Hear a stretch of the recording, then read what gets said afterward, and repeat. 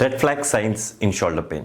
നമസ്കാരം, ഞാൻ doctor Ankit Jose, consultant orthopaedic surgeon, arthroscopy and joint preservation surgeon. എന്നാണ് ഒരു ഷോൾഡർ പെയിനിന് ഡോക്ടറിനെ കാണാൻ പോകേണ്ടത്? വേദന നമുക്ക് അനുഭവപ്പെട്ടിട്ട് 3 വീക്സിൻ്റെ മുകളിലായി. ആ വേദനയുടെ ഒപ്പം നമുക്ക് ബലക്കുറവ് അനുഭവപ്പെടുന്നുണ്ട്. മുടി ചീവാനും അല്ലെങ്കിൽ ടീഷർട്ട് ഊരാനോ അല്ലെങ്കിൽ ഡ്രസ്സ് ഇടാൻ ബുദ്ധിമുട്ട് അനുഭവപ്പെടുന്നു. രാത്രി വേദനയുള്ള ഷോൾഡറിൻ്റെ സൈഡിലോട്ട് കിടക്കുമ്പോൾ നമുക്ക് വേദന അനുഭവപ്പെടുന്നു. നമ്മുടെ സ്ലീപ്പ് ഡിസ്റ്റർബ്ഡ് ആവുന്നു. നമ്മുടെ ഡേ ടു ഡേ ആക്ടിവിറ്റീസ് ഈ ഷോൾഡർ പെയിൻ കാരണം ചെയ്യാൻ പറ്റുന്നില്ല.